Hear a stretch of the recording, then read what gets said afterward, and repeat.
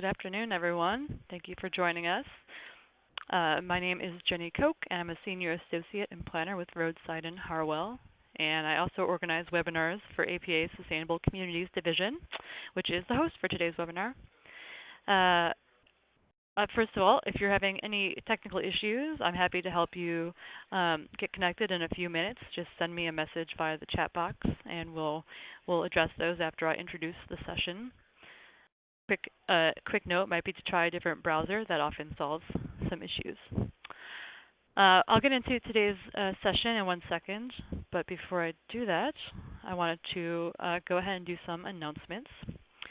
First of all, I want to acknowledge our new group of sponsors for the division for the 2019-2020 fiscal year.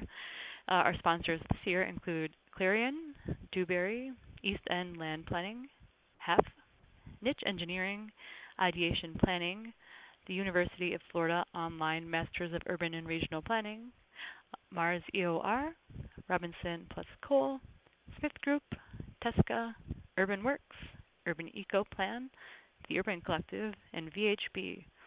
So a great group. We're grateful to them and to all of our division members.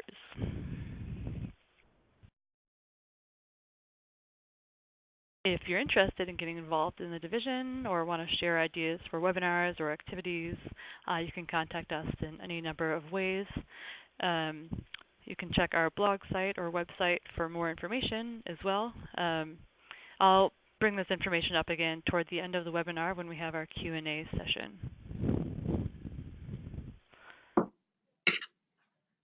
A couple more quick announcements before we get started. One is that we will be posting our 2020 Awards for Excellence in Sustainability packet in the next couple of months, so keep an eye out for that. And you can subscribe to the division's e-bulletin for updates, and you can do that on our blog website. And the other note is that I wanted to say congratulations to our new chair-elect, Meryl St. Ledger. She's been involved with Sustainable Communities Division for a long time, and she's our past Secretary-Treasurer, so we're looking forward to having her around for a while again. And she begins her term on January 1st, 2020, so you'll be hearing more from her at that point.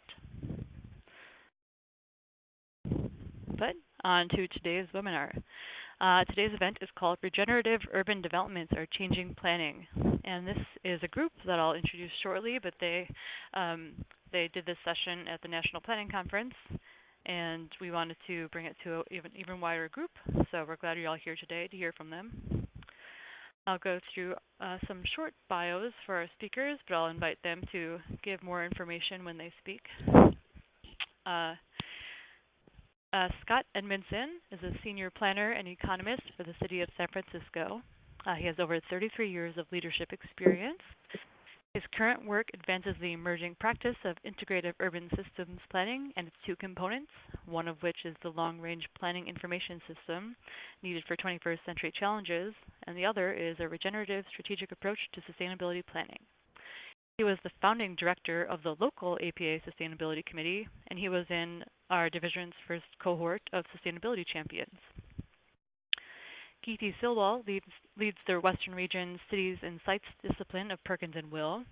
She has a strong belief in the role of urban designers and planners as advocates of healthy cities to inspire integrated, multi-purpose solutions of innovation and beauty in regenerative urban environments that promote healthy living. In her position as the chair of the Water Lab of Perkins & Will, she is passionately engaged in developing zero-waste solutions at the building, district, and city scale. Kirsten Weeks is a building ecology specialist at ARUP with more than 15 years of experience in sustainability consulting. She champions the San Francisco office's Net Positive Design initiative and specializes in integration of ecological function in the built environment.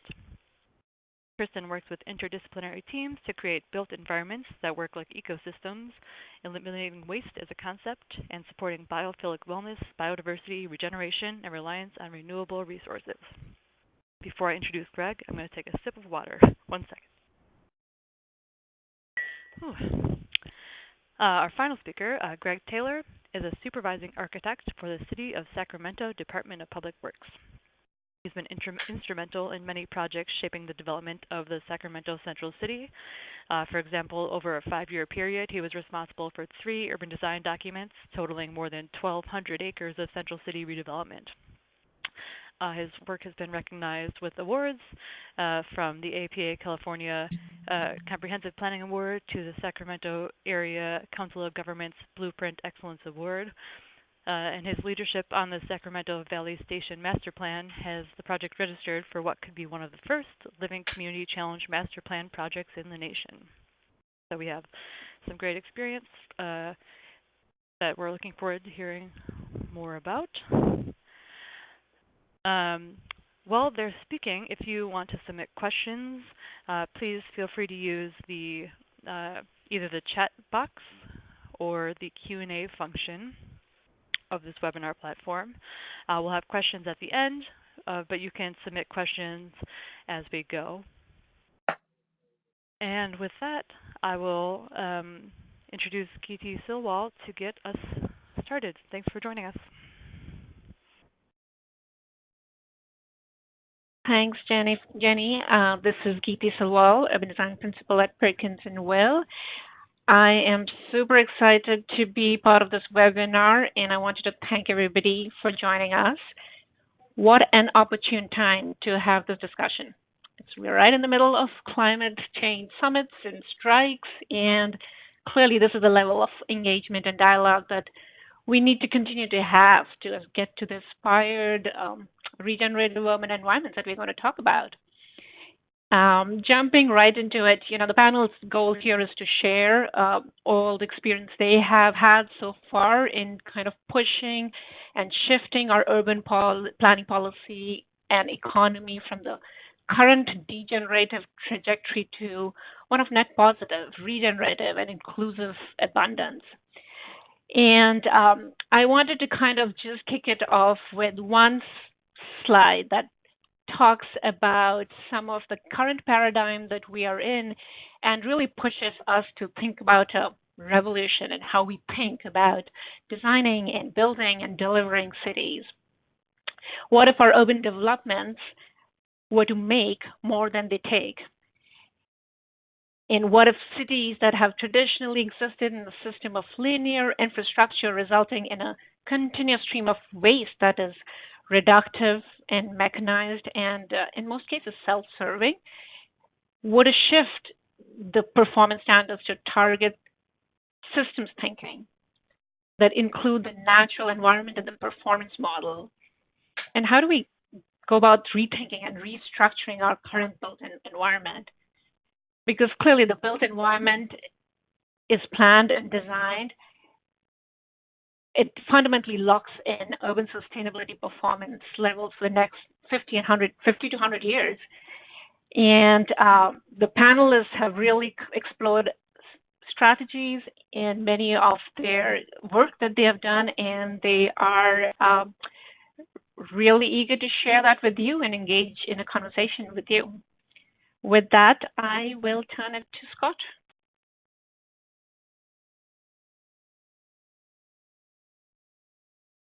Thank you. Thank you, Geeti. And what an excellent setup and framework and introduction to our session today, because it really does involve asking this big question of what is the shift we need to make and how do we do it? And I think my hypothesis is that the answer is regenerative urbanism. So I'd like to go through some of the basic concepts and tools that I've encountered in my work in San Francisco and do that in the context of 3 different cases. To begin with, I'd like to just mention that we are doing this work in the context of an expanding challenge, an expanding sustainability challenge. UN Habitat 3, the New Urban Agenda, and the SDGs really raised the bar substantially a couple years ago, which is good, but there were not a lot of new tools that came along with that. And so we face the challenge of needing to invent those tools ourselves. We also face trends of accelerating unsustainability, and both these things generate the question, an emerging question, which is really, will current practice, our current sustainability as usual, be powerful enough to get the job done? If not, what's a planner to do? What's the next big sustainability step. Fortunately, if you look out at the work that you've been doing and your colleagues have been doing over the last 10 years at least, the response is emerging. It's emerging organically in innovation that's occurring across our professions. In planning, we're focusing more and more on high-performance places and buildings and districts, and biophilia and health. In urban design, we're adding water and habitat to the traditional palette for next-generation placemaking and metabolic integration. In architecture, we've been focusing on building efficiency for a long time. It's extending into renewable energy production sufficient for the transportation system as well, and even moving into the realm of living buildings. In landscape architecture, we're moving from aesthetics to habitat cultivation and creation. And in utilities, really the shift from gray to green has been going on for a while, but now we're moving into living infrastructure and this new concept or a renewed focus on this concept of urban metabolism. In addition, regenerative urbanism has evolved over the last 30+ years in theory, but now it's really moving into practice, and cities are advancing it more than any other agency right now, with bold, innovative projects and plans, and around the world. Regenerative urbanism is also emerging in a range of San Francisco work, and I'm going to talk about 3 particular cases. First case is some work I did with Charles Kelly from ZGF Architects. And over 30 years of practice, he developed an insight and a strategy that involves leading sustainability by creating the great places that people want, which is the visible part, the demand part, enabled by and paid for with regenerative design in the back end, the invisible part, that's the supply part. So with this principle of making sustainability a wanted good, a highly desirable, visible benefit. And as we got into a little work, we began to realize that there's been an evolution of planning tools by 3 major planning steps, and it's useful just to focus on those for a second, with the notion that we really need to reinvent some of these tools and maybe even steps as we move forward with regenerative urbanism. So the 3 steps are really the end game goals that define success and set the direction. There's governance, which will enable innovation and expand value production or contract it, and design configuration, which produces the performance we need. And in the foundational period of the 80s and 90s, the focus was on public-private partnerships, off-the-shelf market performance, and kind of realistic goals. And we shifted a bit and stepped it up in the 2000s for big aspirational goals, a little more focus on collaboration and high performance systems. And with the move into the regenerative space in 2010 onwards, there's a continuing shift to not just goals and aspirational goals, but really what are the imperatives of sustainability systems performance that we need to produce. And in the governance sphere, it's really designing new collaboration agents and agency that can go the full distance and get us to that performance. And for design configurations, it involves starting with the highest performance technology and policies we've got and innovating beyond those to get to the full performance that we really need. And on this shift of sustainability performance imperatives, it's really a work in progress, and I think it's useful to conceptualize it as a shift to a biosystems mimicry. We've got some conceptual roots. We've got innovation in progress, and the International Living Futures Institute, their Living Building Challenge and their Living Community Challenge have really been the pioneers. Kind of a handful, but they're one of them. Sort of making this shift to living systems and to focus on the imperatives of that system's performance. And if you think about it a little further and ask what those imperatives are, you can look at what the Living Building Challenge and Community Challenge have done, and we'll do that in some of these other sections.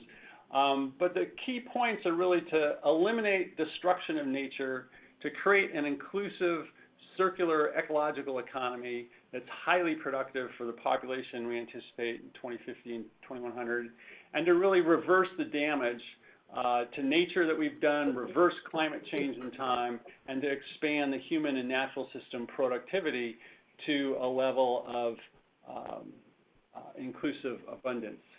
And there's many different ways to do that. Some of them are on the right, open and closed loops for the circular economy, zero carbon solar energy, organic food production, designing for deconstruction, and continual material cycling are a few of these things. But just to kind of set the stage for this shift that we're making. So Charles talks a little more about creating meaningful benefits, both the visible level and the invisible level. There's different sort of components of that. There's different areas that we do that work in. And a lot of this involves connecting across scales as a big theme. So there's building scale integration opportunities that we can pursue. There's block scale integration opportunities that we can pursue. We can connect across higher scales with integrated metabolism from integrated utility hubs and systems. And we can connect across time and sectors, designing regenerative systems relationships, designing land use that balances day and night building energy use, for instance. And Charles, as he's done this work, has developed an approach that I call kind of this new regenerative urban system design palette, which is really to design the integrated layers of regenerative systems performance in a city. It involves really adding water and habitat biophilia plus metabolic integration to traditional urban design palette to produce next generation placemaking and regenerative systems performance. I think it's important to understand that this is really a new synthesis. It's a work in progress that we need to advance in our work of restoration ecology, urban design, planning and policy, landscape architecture, and engineering. First layer is intermodal transit and social connections. Second layer is green street flow-through planters. Fourth layer is vegetative roofs and walls, and you can sort of get a feeling now, this is a different way to conceptualize how to develop an urban space. The next one is open space and habitat corridors, and obviously these layers are interactive as well. And purple pipe plumbing for non-potable water reuse.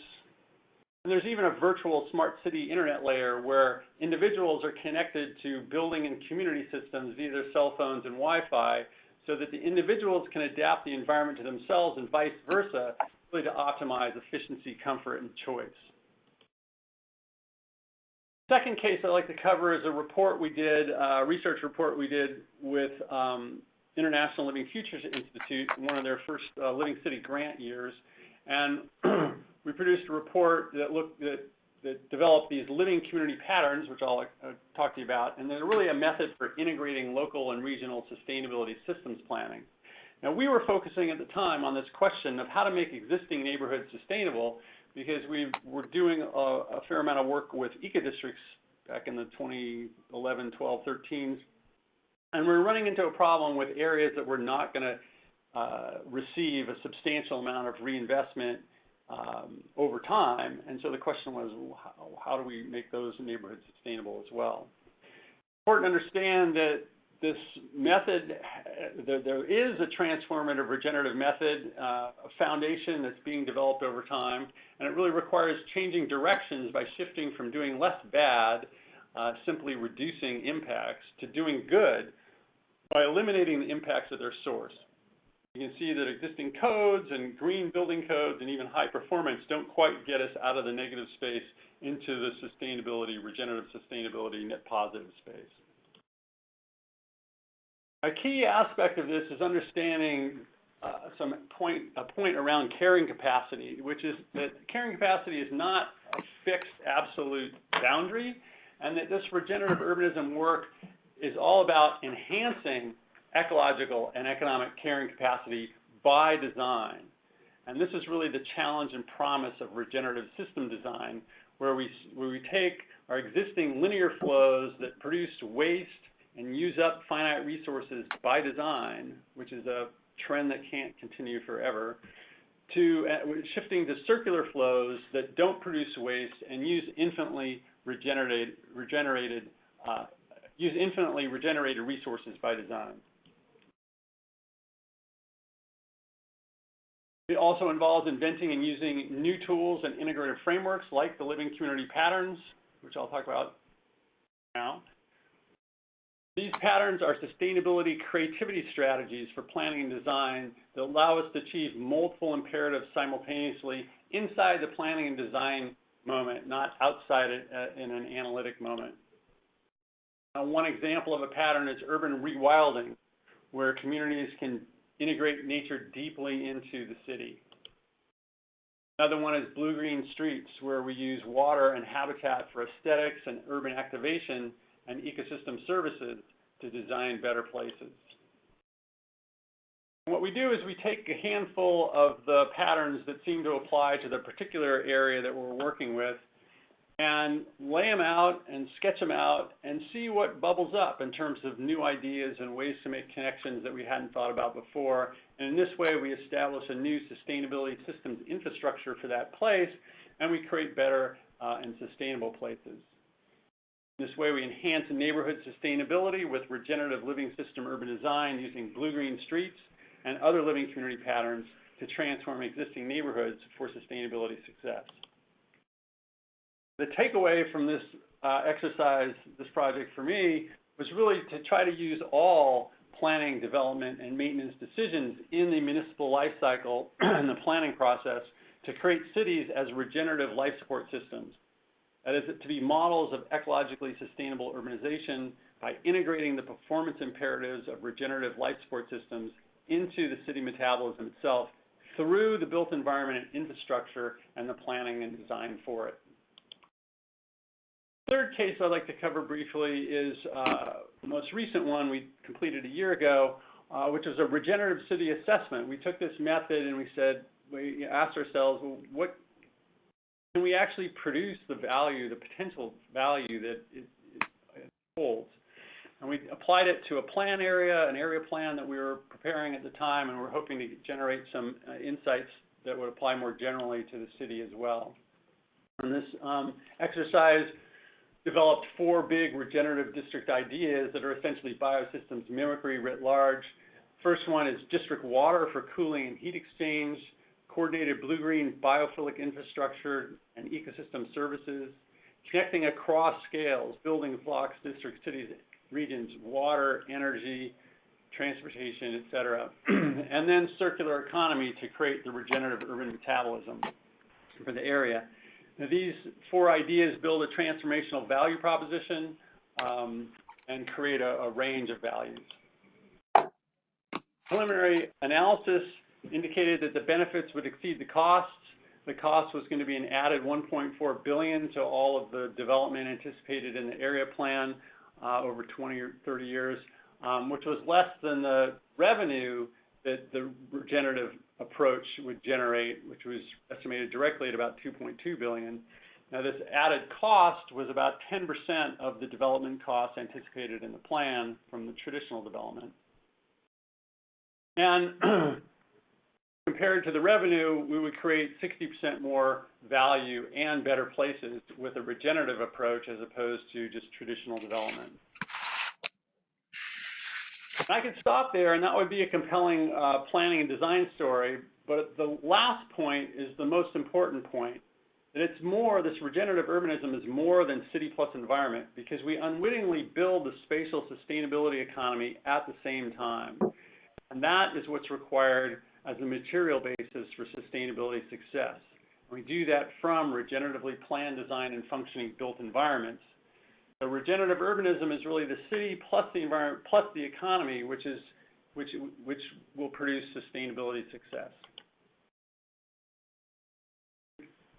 Regenerative urbanism's economic connection expands our profession's value proposition from a nice-to-have aesthetic value creator to a must-have economic value creator of the sustainability economy we need. The regenerative urbanism becomes the source code of sustainability success, and as a result, planning can step up and be the lead and the guide for that if it's willing to step up to new roles involved in creating urban and regional sustainability systems performance. Formula for regenerative urbanism is just begin with sustainable living systems performance imperatives. You add regenerative urban system design, high performance design technology. You add integrated utilities for circular urban metabolism. and you add some enabling planning policies and laws to produce the regenerative built environment, which is the core component of a sustainability economy, and the big new value proposition and game changer, which shifts sustainability in planning and design from optional to mandatory. And the result are the great sustainable city, regions, and planet that we all hope for. We did run into some challenges in terms of governance and really probably the need to invent some kind of new collaboration entity and agency that can take us the full distance to sustainability success. And there's various experiments going on right now. This is a little diagram from Kashinawa, Japan, that a client of Charles's. So in conclusion, regenerative sustainability and urbanism is arising spontaneously. It creates the great places and the sustainability economy we need, is the game-changing value proposition for planning, is the basis for sustainability success, and really it's the only antidote for unsustainability, and it's the only real antidote for climate change. But given that climate change has to happen quickly, and we have to really move on that, the best way to do that would be to use a sustainability approach. And if we do that, it's a big win-win, because not only would we win on the climate change side, but we win on the sustainability side. To realize this value, we need to recognize regenerative urbanism and the innovation that's going on right now, understand it, use it, develop it, scale it, and accelerate it in our work. And how would we do that on Wednesday morning back at the office, or Thursday morning? We can buy it off the shelf from leading consultants who are straining at the bit to do this work if we recognize it and we know what we want. We can embrace that innovation and recognize it and learn it. We can apply it in our own cities as experimental regenerative city labs, and then over time institutionalize it with new regulations and policies, et cetera, and in this way achieve authentic sustainable cities, regions, and planet. In addition, it's important to understand that we need to make this market for regenerative urbanism, this future we want. At the moment, most of the market out there and the clients don't quite see it, and as a result, they're not quite demanding it, and yet we've got a stable of highly trained and creative consultants who are straining at the bit to do it and just need the opportunity. So with that, I'd like to thank you and leave you with the question of, is regenerative urbanism the next big sustainability step, and is it the next powerful way of understanding sustainability, the end game, and how to get there? And with that, I'd like to hand it off to Kirsten Weeks. All right, thank you, Scott. Hi everyone, I'm Kirsten with Arup. I lead our energy and sustainability team with my colleagues here in San Francisco and our firm Net Positive Design Initiative. So I'm going to,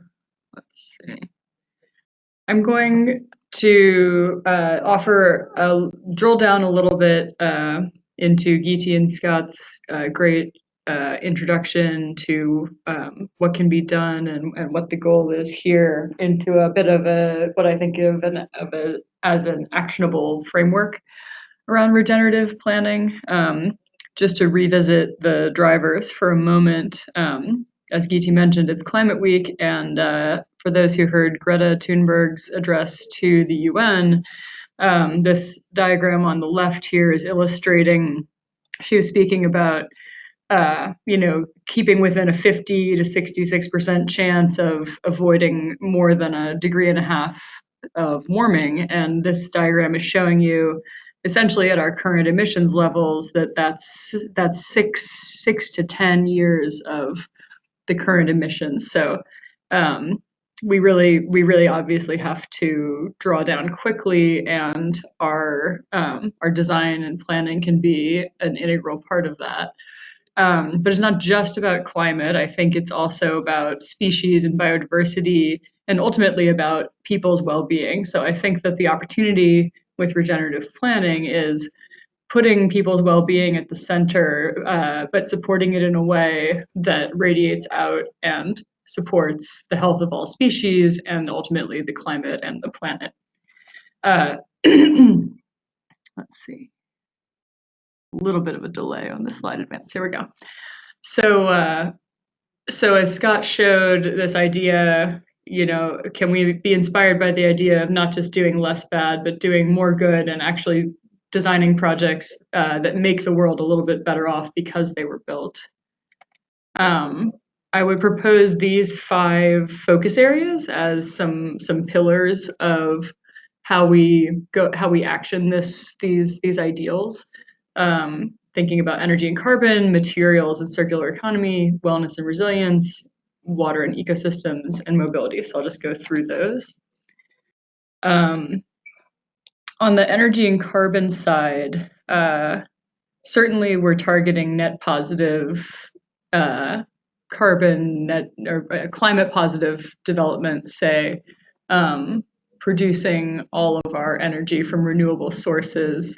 But that's not necessarily an easy task, especially when we're going for density, which has many, many sustainability benefits. So we would advocate this approach where we really try to minimize our energy needs first, reducing loads, in particular, eliminating gas loads to the extent feasible.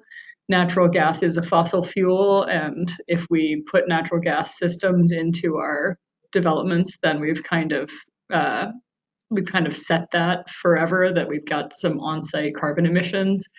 There is biogas, but the integration of biogas into the grid has really not been moving very quickly. So I think most of our kind of progressive policies are moving toward just electrification. Laying good passive solar design, laying out our buildings and shaping them in a way that we have the sun when we want it and not when we don't. Putting in the most efficient systems we can, looking at district systems, as Scott mentioned, to really optimize and share energy between buildings that need cooling and buildings that need heating, maybe at the same time. And finally, having done that, we need a much smaller amount of renewable energy to meet our needs. And again, in most good, dense environments that are supporting transit use and other efficiencies, we may not at this moment be able to produce 100% of energy on site. I think that it's really important that we feel okay about going offsite and procuring renewable energy through renewable energy certificate programs, through direct development of renewable energy, or through offset programs. There's a lot there's a lot of good being accomplished in the world through offset programs, and as long as they are robust and additional and are meeting certifications, we advocate using them. Having already done all these good efficiency measures first. Oops, sorry, it advanced one too quickly. So here's an example of a project at Stanford that was a master planned project following that approach. Reduced loads, installed renewable energy on site, and does procure the balance of the renewable energy it needs to be net zero energy through offsite sourcing. And all those, they did something innovative with their cost-benefit analysis where they bundled all the different measures together and were able to show the payback that the university wanted on that bundle of measures, even though certain measures would have been a longer payback. When you combine them with the more cost-effective measures, they had a bundle they were happy with. Materials, waste, and circular economy. So this is a big opportunity, I think, again, with the carbon story. A lot of emissions associated with the built environment come from concrete and construction. And since we're trying to really make a U-turn in this next decade, our building process is really significant. So trying to use efficiency in our materials and decarbonize our materials, build with materials that absorb carbon, make sure our materials are durable and last a long time, consider offsetting the carbon in our built materials, and then finally making sure we design for circularity in operations, recycling and such. So here's just a demonstration building where we have circularity, but materials can be removed and recycled later in the life of the building, and we keep the biological nutrient materials separate from the technical materials. This is one way to think about this, so that they can be recycled separately rather than being blended. So moving on to well-being and resilience, kind of a core purpose, I think, of any good regenerative project. We can think about designing for people's well-being in terms of, for those who took college psychology course, this is kind of based on Maslow's hierarchy of human needs, looking after our most fundamental needs first at the bottom, but also making sure, so for those who don't have the screen, air and water, and then moving up, healthy food, light and circadian support, designing for fitness and movement, designing for comfort, and ultimately kind of self-actualization and low stress, and helping people achieve their purpose. So there are the Well and Fitwell systems have scaled up versions that are good for master planning. I think that biophilic design is a particularly important opportunity at the master plan scale, meaning that we design in a way that helps people connect to nature and nature's patterns. So this image is from a study on the practice of forest bathing, and studies have shown that after people essentially take a mindful walk in the woods for an hour or so, their stress levels measured by cortisol hormone stay down, not just for an hour or two, but for days afterwards. So we have a really big, really a lot of benefit from connection to nature. So it's a great design exercise to think in our cities, how can we integrate real nature, but how also can we integrate nature's patterns and help people feel connected to the way that they do when they're in the woods.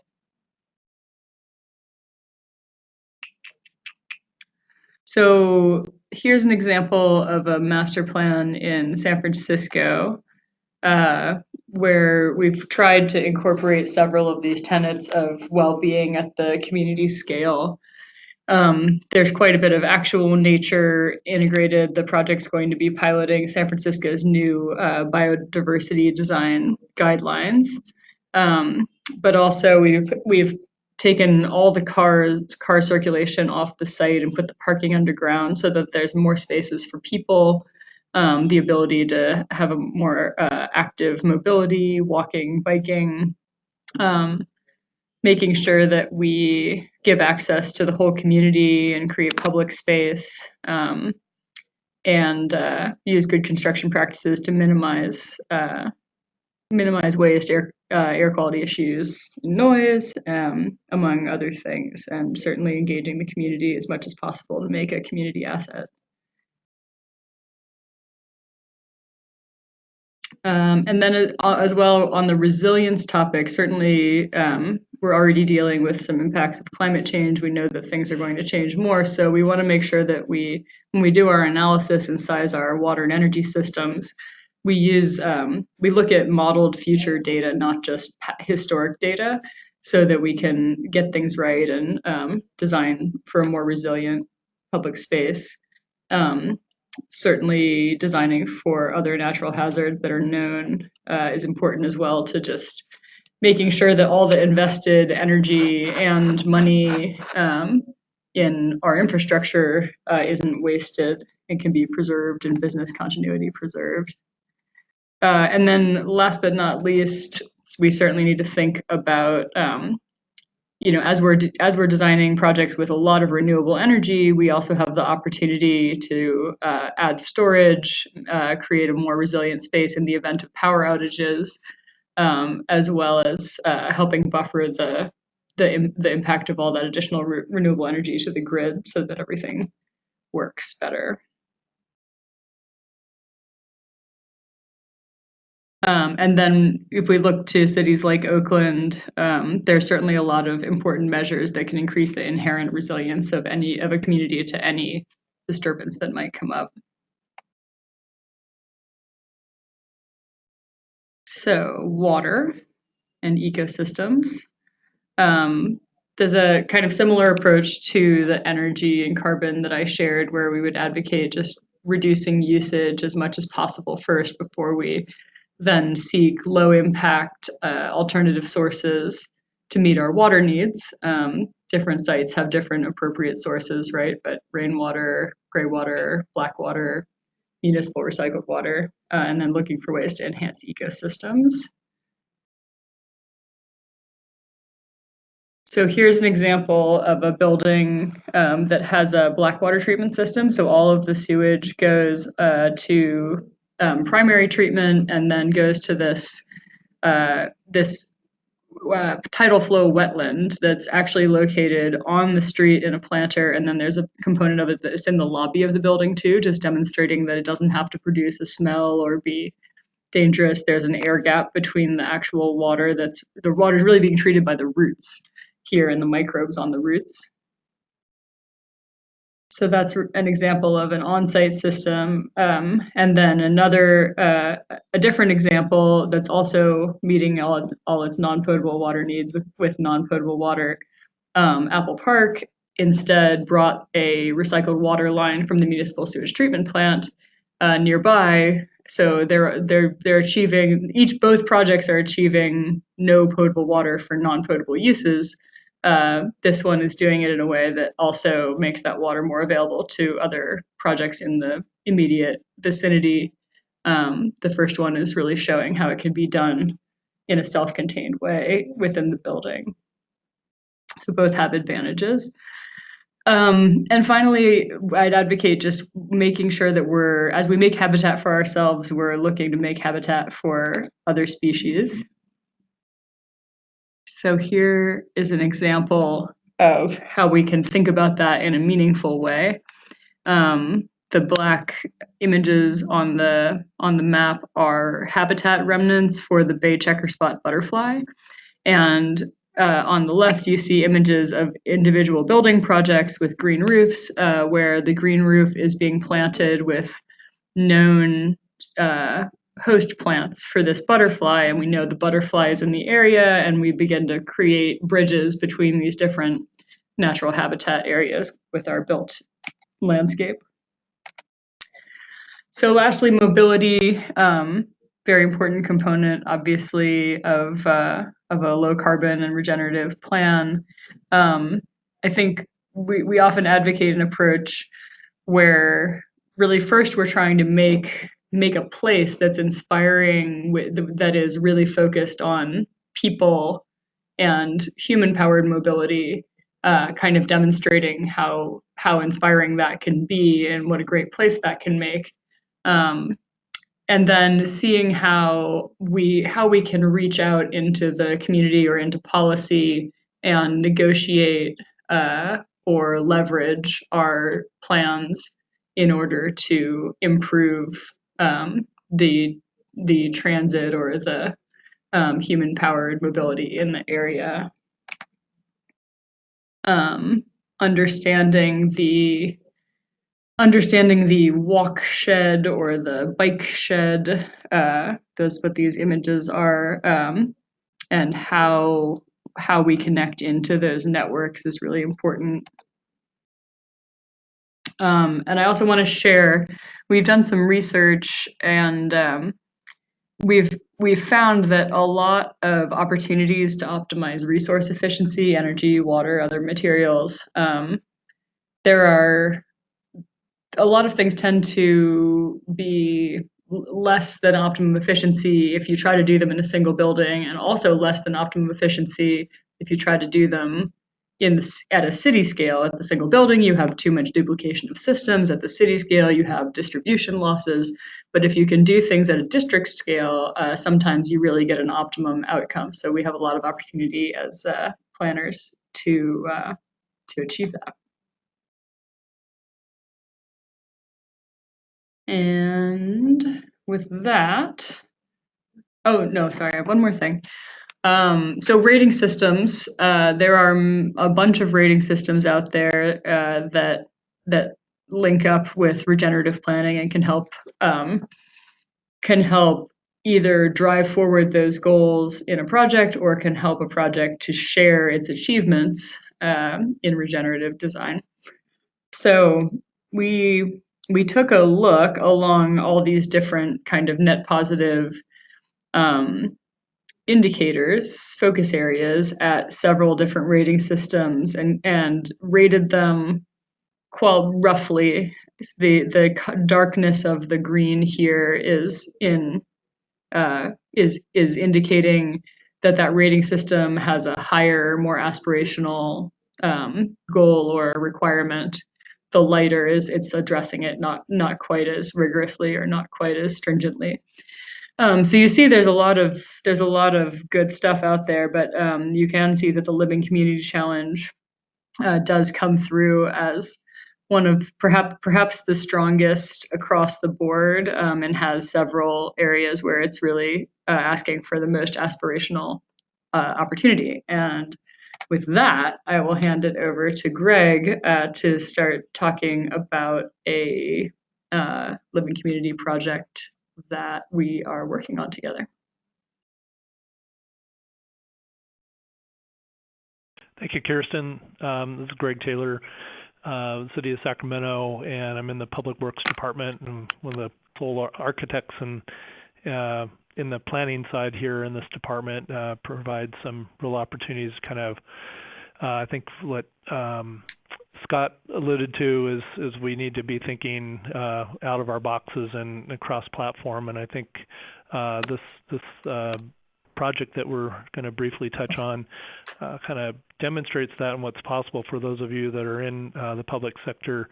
I know we are kind of looking for opportunities, and sometimes opportunities just come along to us, and I think that's one point I want to make in this short presentation is how you want to set yourself up for the opportunities and the synergies that are out there and what your city may already be doing and opportunities that can come your way. So I'm just going to quickly set the framework that from our city's perspective in here in California, AB 32 was a landmark piece of legislation for our greenhouse gas reduction and overall sustainability goals that have really set a bar in California and around the nation, and how we're progressing on that.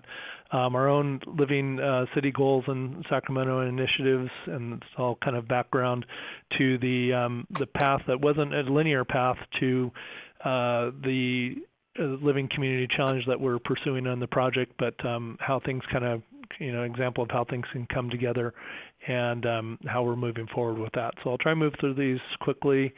First, just the background. We back as far as 2007 with our first sustainability master plan on the heels of AB 32, and moving forward, we've been doing a number of updates, and we're currently in our general plan, our 2040 general plan update, which includes an update to our climate action plan, as well as our overall general plan policies that are continually raising the bar here in Sacramento for our overall reduction targets, and we're maintaining and tracking our progress.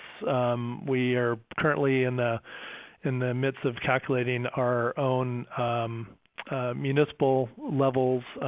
We've got the municipal levels down, but our community-wide targets we're still working on those numbers, but we're on a path that we're trying to cross the board, reduce our greenhouse gas emissions, and we do that. So we've got there we go. Slide was a little blurry there for a moment.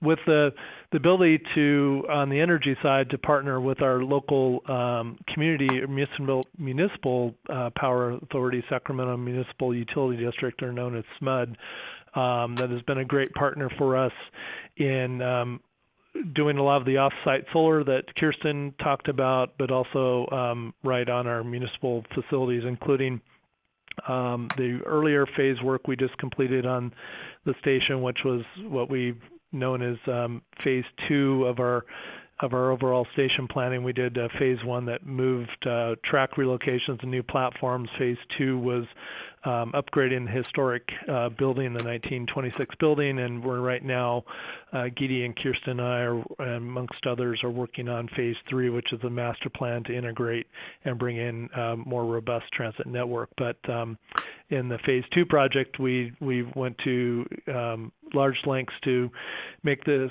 historic building as I guess in the realm of least harm as possible, and we're still certifying the platinum application right now, but we're moving beyond that with our master plan to try and get to the regenerative side and do more good.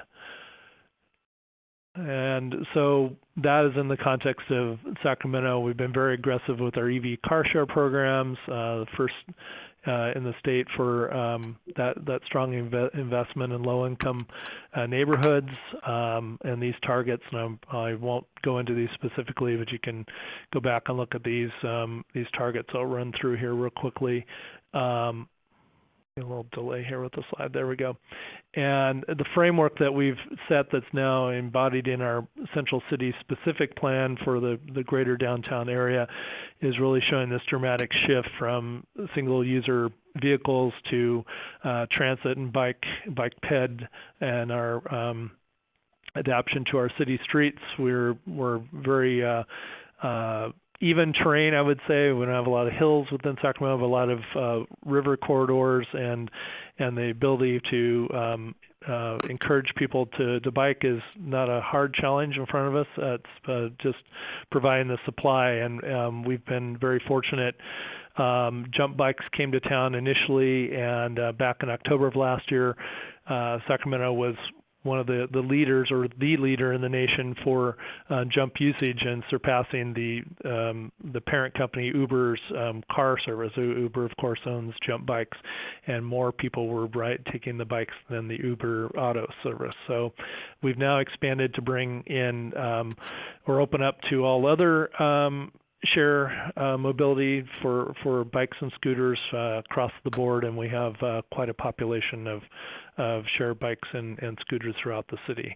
And even the mayor was very invested in getting this opportunity to the Sacramento streets. So in the plan that we're moving forward with, and want to just briefly touch on where we sort of were and where we are, is almost another show in itself. We won't get into that. Hopefully maybe we can do a piece on that later.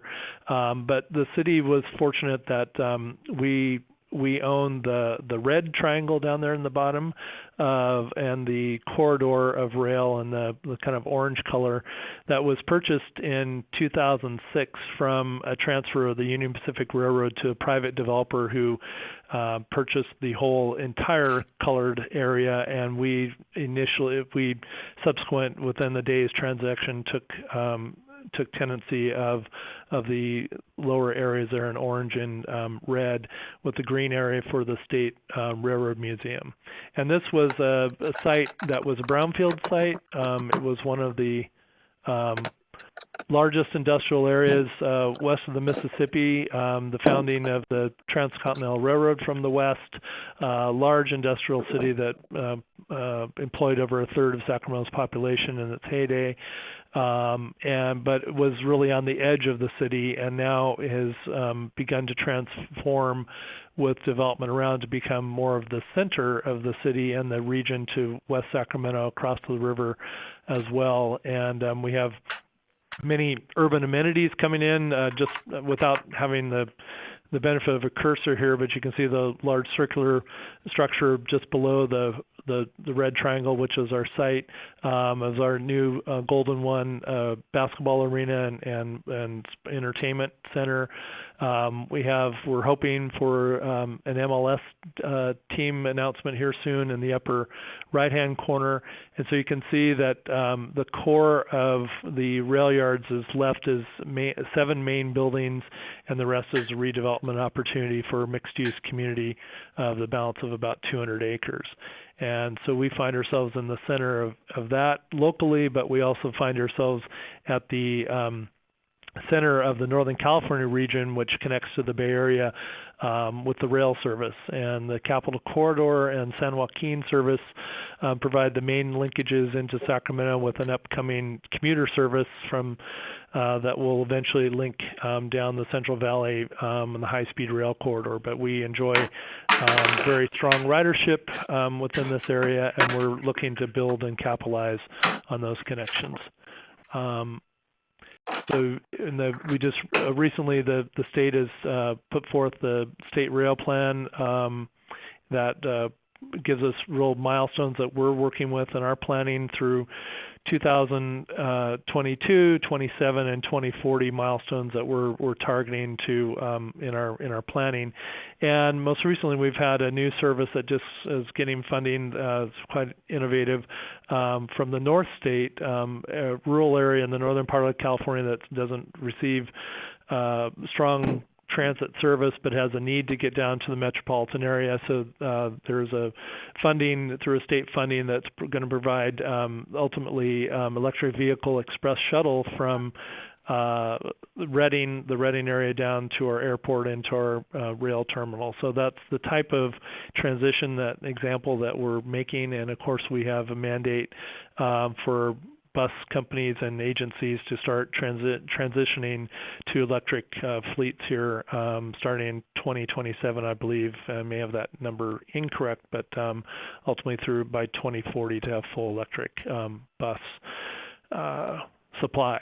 So the concept, we did start out with Perkins Will, Arup, Nelson Nygaard, others in our team to look at 2 concepts, and that was from a grant that we were lucky to receive from the State of California Strategic Growth Council for showing strategies for planning that had the main goals of promoting infill and compact development, reduce automobile usage VMT, and revitalize community centers. So that was the basis of the initial work we did that produced 2 concepts options that we looked at the whole site. So you're seeing in the colored areas highlighting the planning area, connecting across the rail tracks to the rail yards center core area of those buildings that I showed earlier, which is known as the historic shops district, so that the station really becomes not only a destination and a mobility center, but a connector through the central part of the city up north and south, and also reaching to our waterfront. So we had 2 options, and we are moving forward with a really exploring how these 2 options come together. One focused more in a more compact development. The other was more connected to the station. And so that work is moving forward and how that's evolved.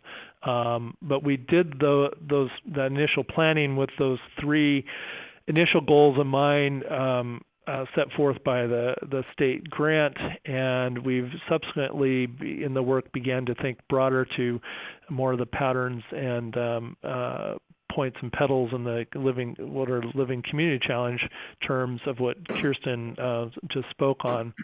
And we found the alignment for our project, the Living Community Challenge, was lining up for us in those initial plans, and the opportunity from our work, and this is just some of our evaluation sheets in our sustainability section of how we were going back and self-evaluating the plan and how we could allow for strategies moving forward in our subsequent planning that we're now in, where we're taking the 2 concepts and moving towards a third preferred plan.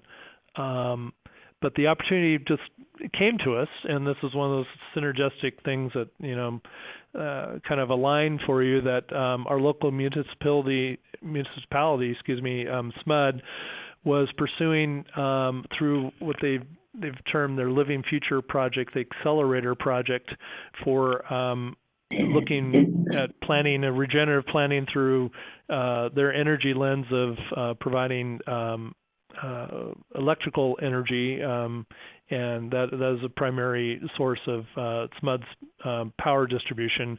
PG&E, Pacific Gas and Electric, is our gas provider here, but SMUD is an electric utility, and how the Living Community Challenge could be a vehicle for developers and planners in the area to look towards. So they had teamed up with ArchNexus, a local architectural firm and planning, who had just recently completed their own building in downtown, and is the first, it was actually at the time, it was the 19th certified building in the world as a Living Certified project, and it was the first Living Certified building in California, and the first in the world of an adaptive reuse building to be certified. So it's actually opened up a lot of precedents and case studies for us to look at in our planning, and we are actively pursuing the initial vision plan submission for the plan, which is the first step from getting towards the master plan certification.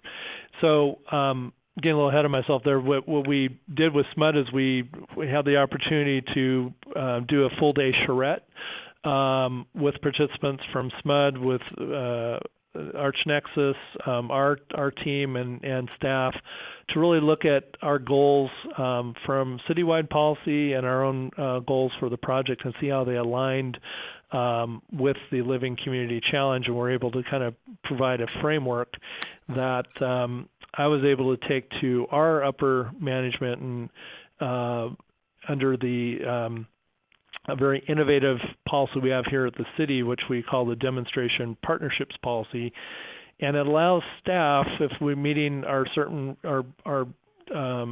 policy goals that we have already council approval on, to be able to come and test with other agencies or even private individuals. We use this program a lot for electric vehicle charging, to work on agreements and test, and they may not bear fruit, but we have that flexibility to move forward with exploring these policies that have the potential for great positive and public value.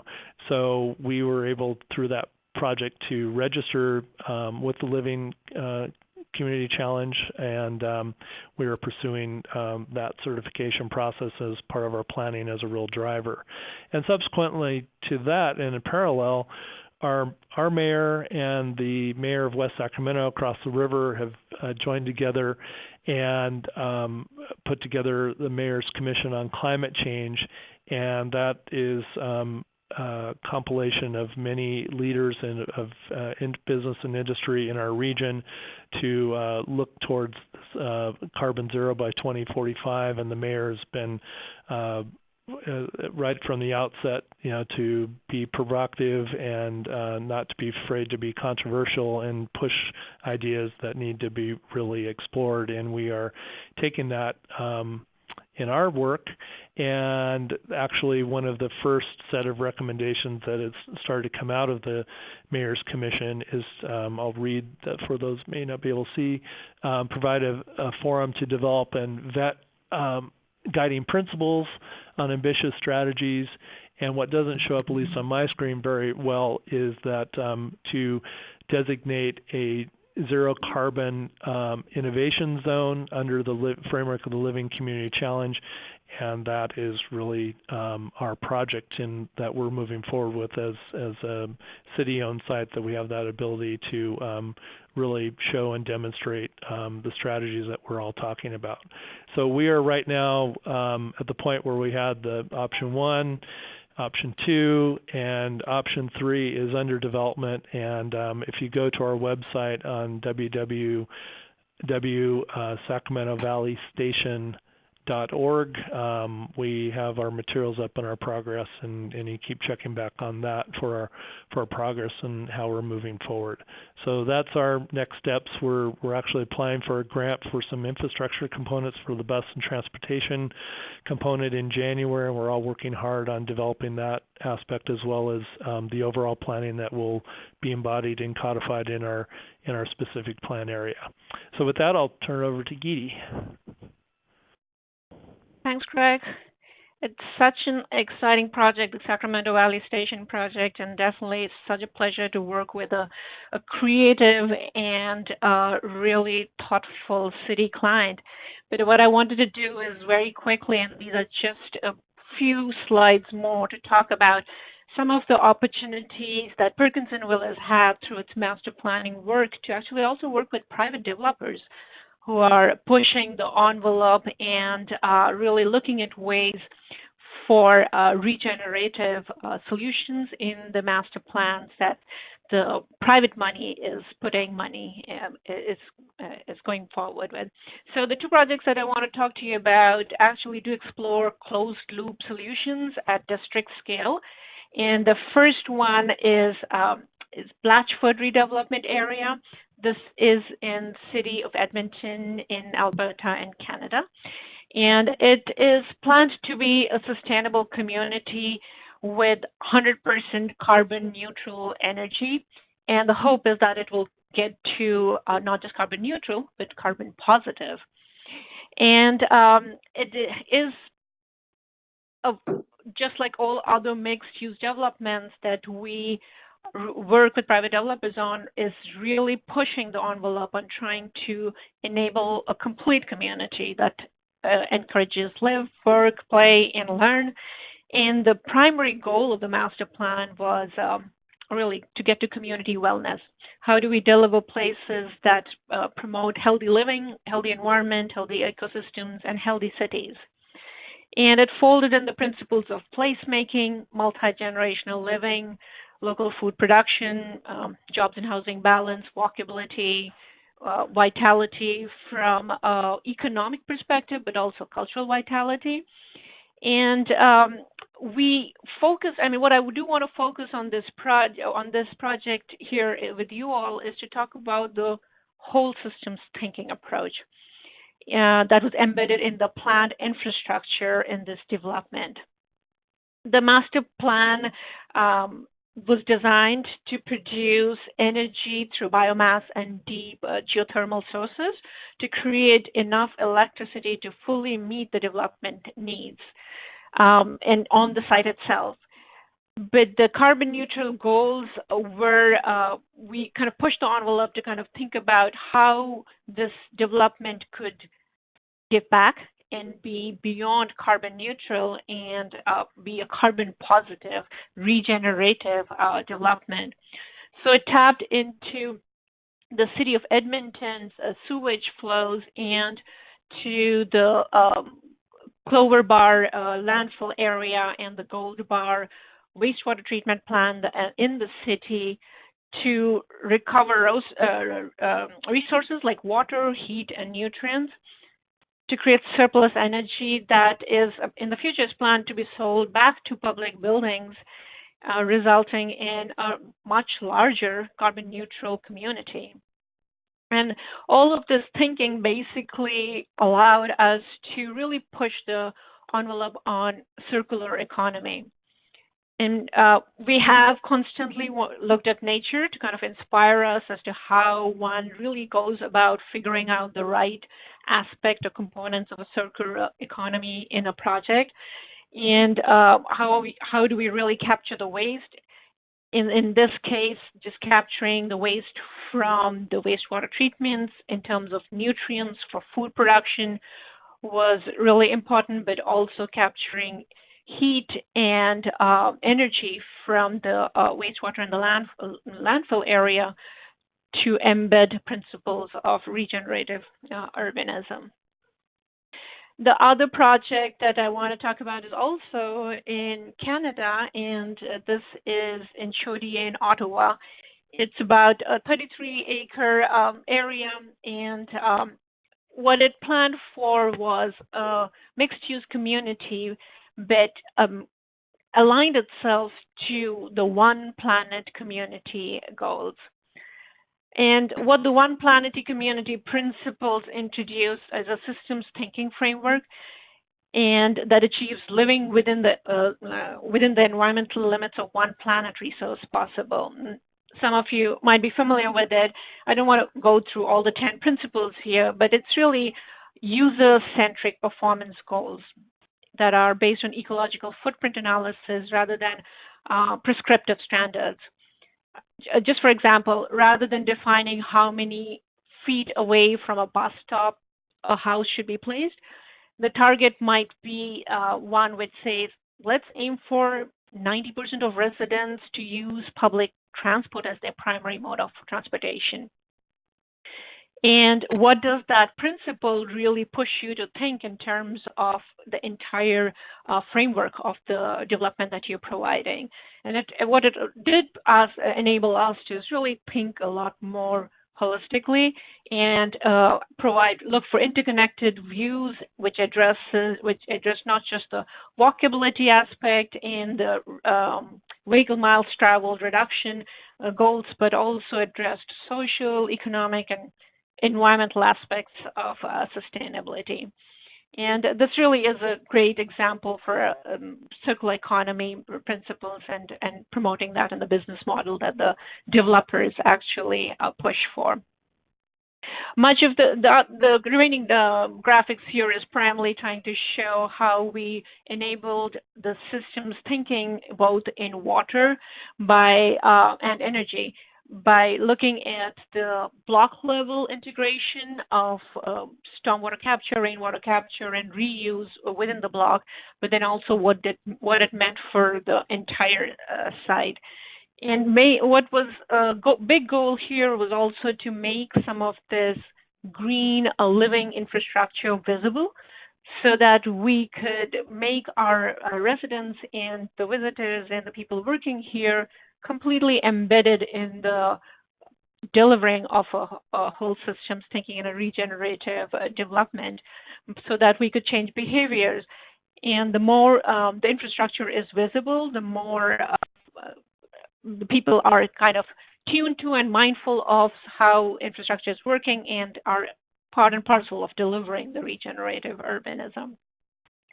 So it kind of folded into the placemaking components also, but it also pushed for people to think about how they move about their day-to-day lives. And on the energy too, it kind of looked at ways to tap in different kinds of renewable energy to provide district cooling and district energy systems to deliver the regenerative environment.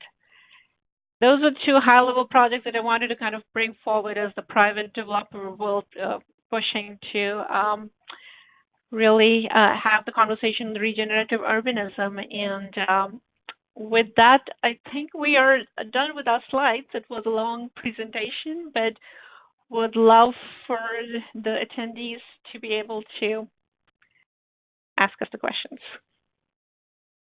Great. Thanks, everyone. That was really interesting. Yeah, if you have questions, we have about 13 minutes maybe now to go through them. So do send those in. I really enjoyed that. It's so interesting. You can make some really big, bold statements about what regenerative urbanism is and what the goals are. But it was nice that you all, then walked through these specific ways that you plan for and implement these things on the ground. And I wrote down something, people riding more of the Uber bikes. I assume the jump electric bikes than Uber cars in Sacramento. I was like, wow. So lots of really interesting little tidbits. So thanks a lot. I had a question, just sort of generally wondering about sort of in thinking about regenerative urbanism, what has been one of sort of the most innovative things you've seen, or what really excited you when you saw it? You were like, "Whoa, this is a really great example of regenerative urbanism at work." Maybe something really unique that you've seen. Any additional examples other than the projects you spoke about, which are obviously great examples in and of themselves?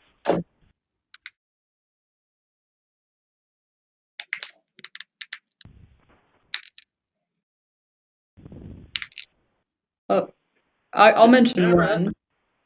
I don't think any of us had this project in our slides. In Portland, Hasselo on 8th, it's a nice built example of really exposing water treatment and purification infrastructure. It's nicely integrated into the urban fabric, so you get to see and enjoy, and it's biophilic, but it's also real functioning infrastructure. So that's one that comes to mind that people can go see. Right. And yeah, and I'll just That's an add to that. example we're That's trying and to a take shout from. out to yeah, and a shout out to Biohabitats for really kind of integrating their stormwater, rainwater, and gray and black water collection and treatment facility to recycle it back into the development and use it for all non-potable uses, and actually making it very visible as an infrastructure. So clearly, yeah, Kristen, that's a really great example. Yeah, just this is Scott here. I just add the notion of just kind of looking at the Portland case of urban transformation over the last 30 to 40 years is an illustrative case of how you go from being degenerative to regenerative kind of urban form. Not that it's perfect or that's the end of the story, but in some work I was doing up there, I was exposed to that story, and that story is a really illustrative one. It makes a lot of sense. Great, thanks. Some additional good examples. We have a question that just came in from someone named Mark, and he asked, what challenges does city governance pose toward implementing this systemic approach at scale? And maybe if you have examples that you've faced, those would be good to share. Is that that I take on, or the Go for it. I think yeah. any of you should feel free to jump in. Yeah, right. Well, I think we're in a context of really trying to really think forward and be holistic. I think what's interesting is that while our elected leaders are moving forward, we have to also make sure various parts of our cities, depending on the discipline of the city, has to be maybe brought along a little bit farther. But we're in a framework of consciousness of the imperative of the change and moving. So you have to strive to work and bring some people along where other people may be way out in front of you, and try and bring everybody together. And I think that's a challenge and an opportunity for this project because it's so interdisciplinary within our departments. The public is definitely on board, so to speak, and really pushing. So we just need to get everybody in, and I think we have challenges because you invest a lot in more traditional infrastructure needs, and some of the infrastructure that we're talking about, the more green infrastructure, like, well, why aren't we using what we just built? Well, because we want to demonstrate that we can do this approach and maybe hopefully demonstrate, like Scott was saying, save money in doing it so that we don't have to overcharge that other system. So those balances are challenging, but I think you have to start with kind of the collective mindset that we need to think differently here. If I might jump in, this is Scott. I might just kind of highlight a couple points there. And one is that I think the starting point for all this work is that business as usual as a scenario, the no change scenario, is not an option. Like when you realize that, then you got to think about, well, what are we going to do? And then you go down the path of realizing that it's going to require a lot of innovation, et cetera. The challenge that poses to civic governments is that they're not really very nimble, and they're not in the business of innovation. And so part of the challenge of this work is making that innovation safe. And I think that's a key point. And another key point there is that it's almost impossible to think about doing this without having some kind of structured, intentional conversation and dialogue over a period of time with key stakeholders in the city government and in public. And I think the examples that we presented here, as well as the project that Greg and Geeti and Kirsten are working on, is a good example of that.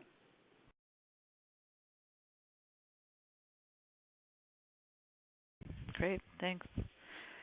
I guess another question I would have, and I guess we have about 5 minutes left here, is just, recognizing a lot of the, you all are from California, I think, and a lot of the projects we've been talking about are from California or Portland or larger cities. Obviously, there's some reasons for that, and they were great examples, but I was just wondering if you're talking to someone from maybe like a small community in the Midwest or a different area of the country, what might be a good first step in a smaller community to sort of get people thinking about this? I think the environmental implications might not resonate as much for some. So is it sharing some of the financial implications, positive or potential positive implications, or what would you say are sort of the first steps? Well, I think right out of the block, this is Scott again, right out of the block, I think it's important to realize that regenerative urbanism is just a better business model. Sustainability is a better business model. It's got a future. Ultimately, it's going to be cheaper. A lot of the problem with the current business model is that you've got a whole bunch of externalities that are not factored in. And so you get arguments like, well, we'll switch to solar energy when the cost curves, overlap, cross. And, the truth of the matter is those cost curves crossed 30 years ago, but we didn't recognize it because we don't have price signals that do the right job. So I think, making the business case, obviously you can make it better than I'm making it right now, but making the business case is kind of the starting point. And I would add to that, this is Geeti, the fact that policies could be changed to ask and demand for both the public agencies and the private developers to be or produce or enable a lot more regenerative developments. And sometimes the pushback from the private developer world is that, oh, that's too onerous, that's too expensive, and we can't pass these costs down to our tenants, and that's hard for us to recoup. But the fact of the matter is that setting carbon target metrics that are right and that are optimal are so important. Like Scott, you just said, the fact that has to be the true. You have to cost for the true business model, because we are all living in the same planet, and it's not just being or thinking about it as an onerous ask from one community. It's just that we are all subjected to the climate change that we are going through. So how do we share the responsibilities, and where do public agencies step up, and where the private developers understand that this needs to be built into their cost model to deliver these in development is the conversation that needs to happen as a first step. Yeah, I think that's a really good point, Geeti. And kind of this question and these points go back to one of the earlier questions on the challenges to city government. And so, one of the challenges in this case is creating a level playing field for the market, so that private developers don't feel like they're being singled out for their project to, be burdened with costs that are higher than their competitors.